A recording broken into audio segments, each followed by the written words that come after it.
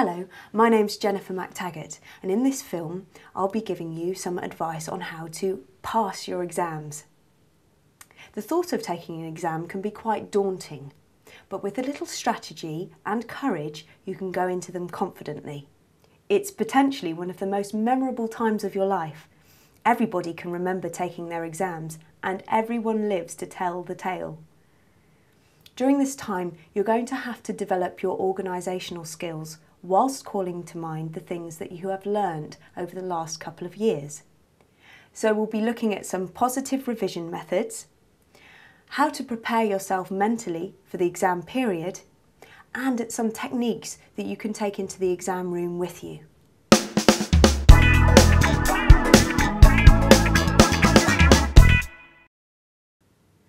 As well as your notes in class, you will need to use some revision aids. I use GCSE revision books written by examiners themselves. They've got a really nice, welcoming layout, and they're very straightforward and clear and easy to understand. And they give you exactly what you need to know. Also, you can get other texts such as the York Notes series, which are very comprehensive and cover pretty much everything that you might be asked. You might like to make your own revision aids. You'll be choosing the points that you want to remember and pull out in your exams, the best things that you've thought about. I like to use postcards on which I write bullet points, often in nice bright colours that reassure me of the information I need just before I go into the exam. I also like to put my information on big pieces of paper so that I can put them on my wall like a poster. I'll do mind maps or brainstorms on which I'll write the main idea or topic that I'm studying. So it might be enzymes. And then off this I will write all the most pertinent pieces of information that I'll need to bring out during the exam. You should also be thorough about your study. You can broaden your knowledge by looking in the library at books perhaps outside the specific topics to really enrich what you know. You can look online, you can look at the Beanbag site, you can look at the BBC website.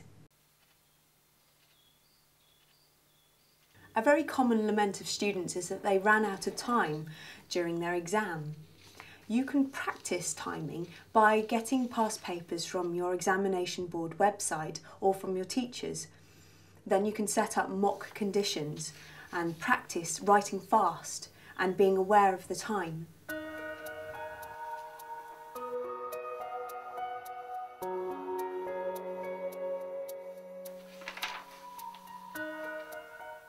It feels like you have to cram your mind full of facts in order to pass the exams. However, if you panic, you can quickly find yourself snowed under by a bunch of facts that will be impossible to keep in your mind. You have to be realistic about the amount of information you can take in at one time. It is better to learn the material in manageable, bite-sized chunks. It's actually easier to revise this way and far more effective. Make sure that you choose a good place to revise. Most people need bright, quiet places, free from disturbance.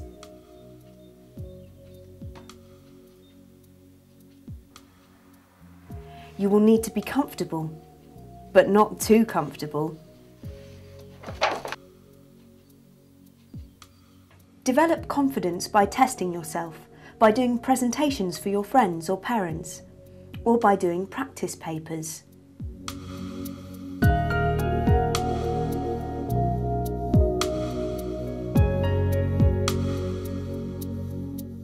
If you are at home, ask your family to respect your revision. Be clear about the times you'll need their support. This will also help you to be self-disciplined with your study period.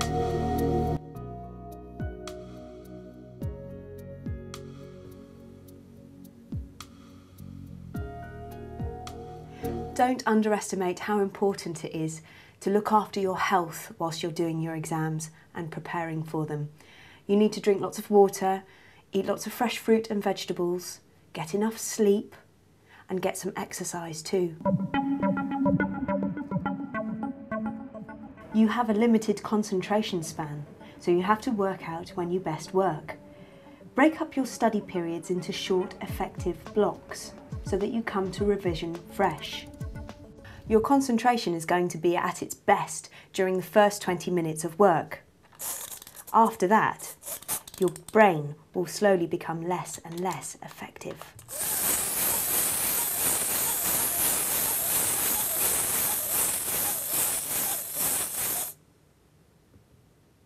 If you want to make your revision easier and spend more time having fun, be strategic about your approach. It's a win-win situation. You may be feeling quite a lot of pressure at the moment. You may be putting pressure on yourself to do well, or you might be feeling pressure from your teachers or parents. It is important to do your best, but it's just as important that you don't panic or get down about it.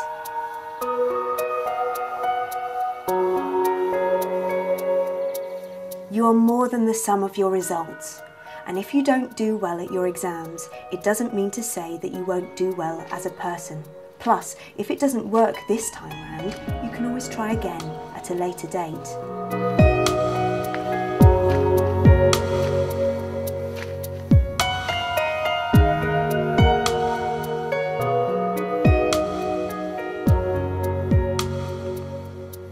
The essentials of exam writing start on the first page. You must read the rubric, that is the instructions and description of the exam on the front page. It is imperative that you get this bit right, that you follow the instructions very carefully. You will see here how long you have in the exam, which sections you must read and which questions to answer. It is quite normal to feel nervous at this point, but don't let these nerves turn into a panic to get writing as quickly as possible. You will have to read swiftly, but more importantly, you have to take in the information. You have to answer the question, read it extremely carefully and plan your answer. If it's appropriate, make a mind map, explore the idea through a brainstorm and then plan the sections of your essay. So, what sort of person will be marking your script and what are they looking for? I've come here to meet Tom Bennett, who's an examiner and someone who's marked hundreds of scripts like the one that you're going to write. Hello Tom, thank you very, very much for coming to talk to me today. I wonder whether I could ask you, what sort of approach do you take to marking GCSE scripts? The most important thing we were told when we were training to be examiners is that we're looking to reward students for what they've done well, not to penalise them if they haven't managed to do something. So all the time we're looking to give marks, not to take marks away. So what would be a strong answer? A strong answer would have to address the question. Any grade above a D would have to be addressing the question and showing some understanding. And a particularly strong answer would be have some originality in it. Would discuss a number of points, not necessarily everything, but a number of points in detail and demonstrate clear thinking and a very good understanding of the topic. Do you come across any common mistakes? Probably the most common thing is people not answering the question. And having not read the question properly in the first place, so they've misunderstood it, they've rushed into it. That'd be the most common mistake. Plan your answer before you start writing. Think about what you're going to write and make sure you're answering the question. Thank you very much, Tom. You're very welcome. So, all that remains for me to say is take your time, plan carefully, and stay calm. Exams are a great way for you to shine and show off the knowledge that you've gained during your revision. Good luck.